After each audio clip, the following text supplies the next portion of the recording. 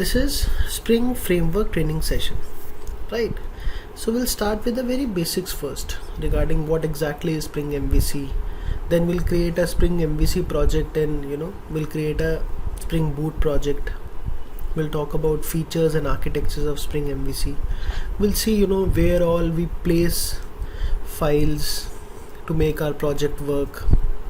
Right, we'll talk about view resolver and resource handlers. We'll talk about dispatcher servlet. Right, let's start first with a very basic question. Exactly, what exactly is Spring MVC? All right, see, Spring MVC is actually a module of a Spring framework. So what happens is Spring framework has provided us multiple modules. Spring MVC is one of them. Spring Boot is another one. Then I've got Spring JPA, Java Persistence API. I've got representational state transfer. We have got security. We have got microservices. We have got AOP. We have got other modules of of Spring framework. So why we are starting with Spring MVC? Because we need an architectural design on the basis of which we will design our application, right? And that architectural design is actually model view controller, right? And we will follow the classes, or we will use the APIs or classes provided to us by Spring framework to make our application following this architectural design, right? So Spring MVC is an architectural design provided to us by Spring framework, right? So that is overall a bird's eye view. Then I can say it in a very literal language that Spring MVC is actually used for it is actually used for designing web applications. It provides us a framework to design web applications, right? That I can say it's a web-based framework for building web-based application, right? That is a very easy statement to make, but ultimately we are trying to figure it out how we are going to create our application, and that answer we get when we decide we are going ahead with MVC architectural design that we are going to follow. After that comes, what exactly is this architectural design? See, view is what? It's the user interface that is visible to end user. That is what a view is. Controller is where we write the entire business logic for our application, right? Model, we need certain objects to we need certain objects to put our data, to get our data, right? So for example, if I have a product table in the database, there will be a product class also as part of our project. That is a model class, right? Some languages consider model as agreed upon set of values, agreed upon set of terms. It simply means view need something to get or to place or put the data, and that is actually the model class object, right? Similarly, controller, after writing the entire business logic, we need let's say if I have a user table in the database, so we will have a user class in our project, right? So we'll use user class to place or to put the data, and that same user object I will use as part of view to pull the data, right? So this is the architectural design. We can add multiple things into this, but point is, we ultimately are going to create view, we are going to create business logic as part of controller, and we are going to create model classes so that we have certain entities to place the data, to get the data, right? This is actually the architectural design.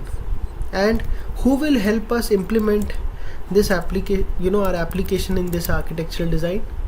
Spring will help us do that, right?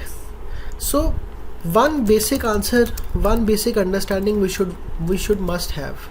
Why are you using Spring MVC? The simplest answer to this question is because we want to design our application according to the model view controller design pattern, or model view controller architectural, architectural standard of design, or architectural format, or our application is going to follow this very architecture called MVC architecture, right? So that is another thing, right?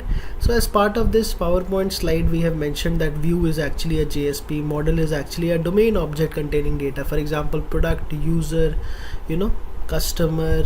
Then there are relationship, customer, product, there are multiple kinds of tables in the database, and for that we create our front end APIs also. Controller is where entire business logic reside.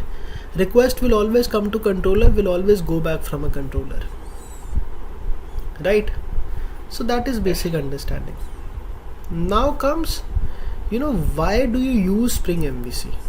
After knowing what exactly is Spring MVC, the question comes, why Spring MVC? Right? Why Spring MVC? See, the answer actually we have given, that we want to follow the MVC architectural design. We want to actually follow the MVC architecture, but we don't want to limit our answer to that, to this very point. Actually, Spring framework gives you multiple features. For example, inversion of control, for example dependency injection. These are two most popular features of Spring framework. And of course all the projects or all the modules of Spring framework, as we were talking about, like MVC, like boot, right, like security, like JPA, they all uses these two features. So why Spring MVC? Because since Spring MVC is a child of a Spring framework, so we will get to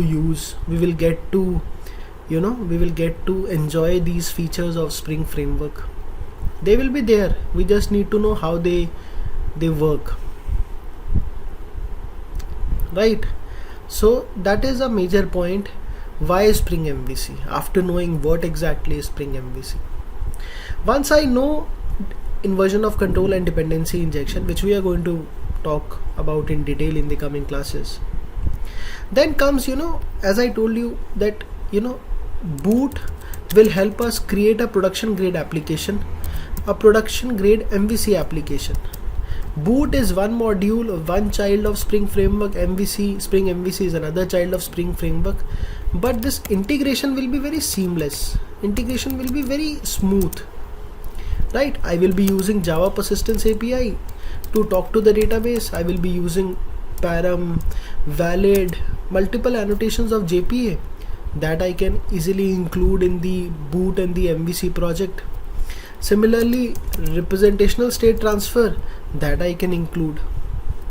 So this is a very good integration between multiple modules of a one family called Spring framework, right? All you need to do is, if I am using Spring Boot, I will make sure that the APIs are there. Once they are there, my job is done, and Spring Boot will manage everything. But point is, I'll just make sure that every API that I'm concerned about, it is there, right? So easy integration is there, and that is what we have mentioned as part of that PowerPoint slide also, that that IOC dependency injection features are there, and there is this we'll talk about features that that I can very well use all the particular components.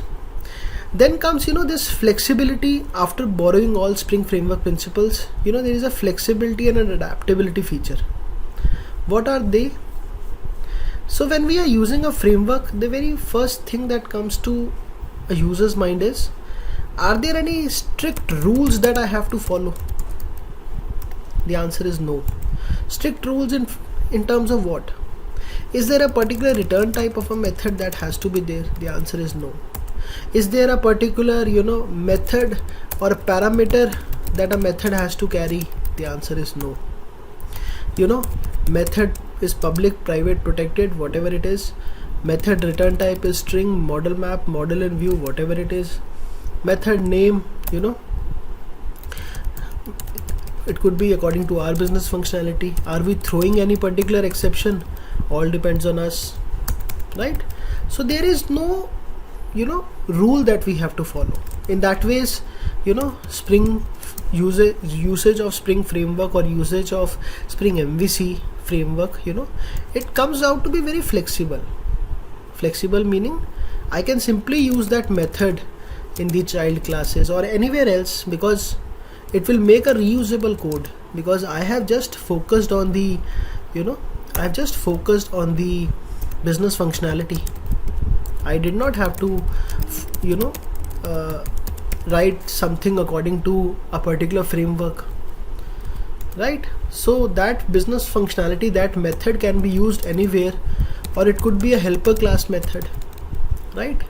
Abstract class concept is covered as part of core Java. Point is, the code becomes very flexible, and you can say adaptability is there, because adaptability is what, as I told you that I want to use the JPA concepts as part of MVC architecture, as part of boot based project. So all these APIs can very well be integrated among each other. That is IOC, AOP, JPA. I mean, they can be very well be connected inside one basic MVC project. Reusability of a business code is there, and now API knowledge is also available online, right? So what we have learned as of now is that MVC is actually a architectural design that we follow, because we want to design our application according to MVC architectural design, and Spring helps us do that. Then we learned that there are some features of Spring framework which are being followed across all Spring project. We learned that all the components of Spring framework, all the modules, all the child projects of Spring framework, they can very well be integrated among each other. Adaptability, flexibility, reusability is there, right? So this is at a very a ground level. But if I want to talk in detail about features of Spring MVC, in general these features will be considered for all APIs that we are going to use, right? Let's talk about that. All right, let's talk about those features.